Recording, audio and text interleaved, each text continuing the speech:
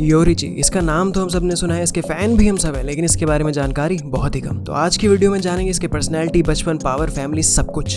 Yoriichi का जन्म हुआ था आज से कुछ 500 साल पहले and he is the inventor of breathing styles. उसने सन ब्रीदिंग बनाई जिससे बाकी के सारे ब्रीदिंग स्टाइल्स डिराइव किए गए। एंड तांजीरो जो हिनोकामी कागुरा यूज करता है that is also sun breathing. ये भाई है मिचिकात्सु का, एंड मिचिकात्सु कौन है वो मैं नहीं बता सकता, वरना मेरी एनिमे ओनली ऑडियंस के लिए बहुत तगड़ा स्पॉइलर हो जाएगा वो। पर्सनैलिटी वाइज एकदम शांत और एक्सप्रेशनलेस था योरिची। इवन मुजान जैसे इंसान, आई मीन डीमन को मारने के बाद योरिची वाज लाइक, उसके क्लोज फ्रेंड थी सुयाको, उसके कहने पर उसने अपनी सन ब्रीदिंग दिखाई और फिर उसे इतनी शर्म आ गई कि ही वाज लाइक, वो एक्सप्रेशनलेस जरूर था लेकिन था तो वो भी इंसान ही। He was devastated by the death of his wife Uta and his unborn child। उसके दोस्त और तांजीरो के एंसेस्टर सुमियोशी की बेटी सुमीरे को जब उसने अपने हाथों से उछाल के खिलाया तो योरिची इतना खुश हो गया था कि उसकी आंखें भर आईं, क्योंकि वो अपने खुद के बच्चे के साथ ऐसा कुछ कभी कर ही नहीं पाया था। योरिची बहुत ही वर्थलेस फील कर रहा था अंदर से, तब उसे सुमियोशी ने ही भरोसा दिलाया था कि उसका टैलेंट वेस्ट नहीं जाएगा, क्योंकि उसने ठान लिया था कि अब वो अपनी बेटी सुमीरे के थ्रू कमाडो फैमिली में योरिची की स्किल्स को पास डाउन करता रहेगा, specially the sun breathing technique, और इसीलिए वो तांजीरो कमाडो तक पहुंच पाई। और सुमियोशी के इसी प्रॉमिस की वजह से योरिची फ्यूचर जनरेशंस को लेके हमेशा बहुत ज्यादा श्योर था। वो हमेशा कहता था कि एक ऐसी जनरेशन जरूर आएगी जो योरिची से भी ज्यादा पावरफुल होगी, और ये बात वो बंदा कह रहा था जो खुद golden era of demon slayers को लेकर आया था। योरिची ने ना सिर्फ सन ब्रीदिंग फॉर्म बनाई थी बल्कि उसने उसको मॉडिफाई करके बाकी सारे डीमन स्लेयर्स के लिए भी अलग अलग फॉर्म्स बनाई थी, और इसीलिए उस समय पूरी डीमन स्लेयर का बहुत ज्यादा स्ट्रॉन्ग थी, और उस टाइम को बोला जाता है the golden era of demon slayer. Yoriichi अपने बड़े भाई को भी बहुत मानता था। मिचिकात्सु कहता था कि वो दुनिया का स्ट्रॉन्गेस्ट समुराई बनेगा, तो योरिची बोलता था कि ठीक है तो मैं सेकंड स्ट्रॉन्गेस्ट समुराई बन जाऊंगा। जब मिचिकात्सु घर छोड़कर गया तो योरिची बहुत अकेला सा हो गया था। मिचिकात्सु उसे एक फ्लूट देकर गया था जो योरिची ने अपने साथ मरते दिन तक रखी थी। जब योरिची 60 ईयर्स के बाद वो अपने भाई से मिला तो उसका भाई क्या बन चुका है ये देख के योरिची टूट गया। उसने ऐसा अटैक किया कि मिचिकात्सु ऑलमोस्ट मर ही गया था सिर्फ एक अटैक से। इसी से हम बात करते हैं कि अब योरिची कितना पावरफुल था। योरिची हिस्ट्री का स्ट्रॉन्गेस्ट डीमन स्लेयर था। वो पैदा हुआ था एक डीमन स्लेयर मार्क के साथ with access to the transparent world and selfless mode. He was a prodigy since birth. उसने 7 साल की उम्र तक तलवार भी नहीं उठाई थी और उसको सिर्फ तलवार पकड़ना और खड़े होना सिखाया था, और उसने तभी एक प्रॉपर ट्रेंड इंस्ट्रक्टर को हरा दिया था। उसने अकेले अपने दम पे मुजान को ऑलमोस्ट हरा दिया था, एंड मुजान के जहन में इतना डर बैठ गया था कि अगर योरिची की ईयररिंग्स तक उसे कहीं दिख जाए तो मुजान तो छोड़ो, उससे कनेक्टेड जो बाकी के डीमंस हैं जिन्होंने कभी योरिची को देखा तक नहीं है वो भी घबरा जाते थे। योरिची स्ट्रॉन्ग तो था लेकिन वो अपनी वीकनेस को भी एक्सेप्ट करता था। उसने मान लिया था कि अगर उसे मुजान से एक खरोच तक भी लगी तो भी वो मर जाएगा, और ये बात बताते हुए योरिची के चेहरे पे पहली बार डर दिखाई दिया था। योरिची जब मिचिकात्सु के साथ लड़ रहा था तब वो 85 ईयर्स का था अपनी उम्र में, और योरिची ने उसे मार दिया था सिर्फ एक अटैक में। मिचिकात्सु ने ये बात खुद बोली थी कि अगर योरिची ने एक अटैक और कर दिया होता मरने के पहले तो फिर मिचिकात्सु मर जाता।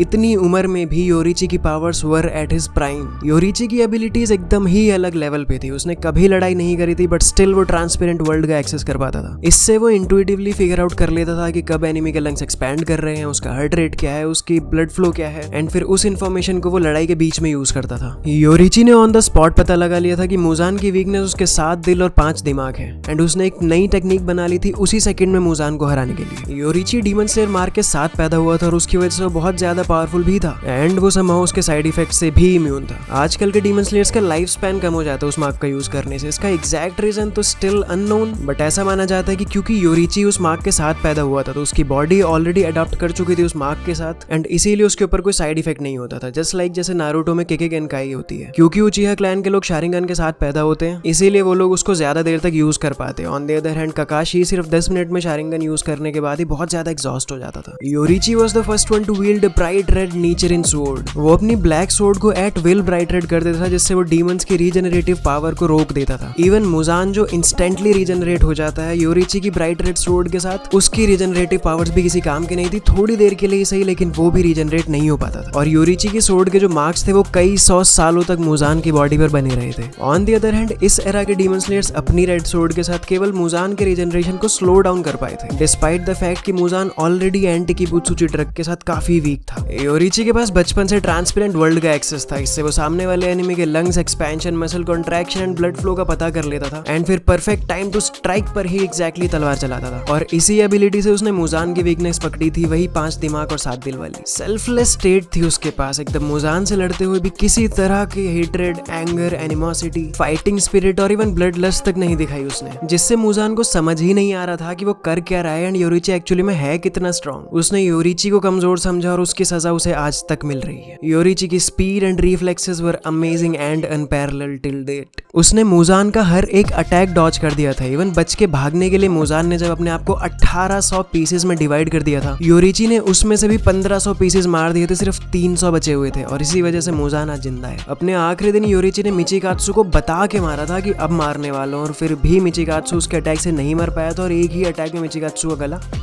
अलग। और अगर उसकी स्ट्रेंथ की बात करी जाए तो strongest demon in existence, the demon king Muzan का strongest and most protected body part उसका गला योरिची ने एक ही अटैक में काट दिया था। योरिची के पास sun breathing and Hinokami Kagura का यूज करते हुए 13 नेम्ड अटैक्स भी थे। योरिची एंड ऊता का कोई बच्चा नहीं था, इसीलिए सुमियोशी एंड सुयाको की बेटी सुमीरे को नेक्स्ट सन ब्रीदर बनाया गया था एंड वहां से कमाडो फैमिली में ये ट्रेड पास डाउन होता गया। एंड तांजिरो कमाडो को हिनोकामी कागुरा का यूज करते हुए हम सबने देखा ही है। चलिए इस वीडियो में फिलहाल मैंने ट्राई किया है कि बिना स्पॉइलर देते हुए योरिची के बारे में जो कुछ बताना है सब कुछ बता दूं, और इसीलिए कुछ डिटेल्स थी जो मुझे फिल्टर आउट करनी पड़ी अपनी एनिमे ओनली ऑडियंस के लिए। ये सीरीज आगे भी कंटिन्यू रहेगी जिसमें important characters with less screen time के बारे में हम और जानेंगे। वीडियो पसंद आई हो तो please like, comment, subscribe and share. Channel की बाकी वीडियोस को भी देखते जाना। फिलहाल इस वीडियो में इतना ही। Bye bye.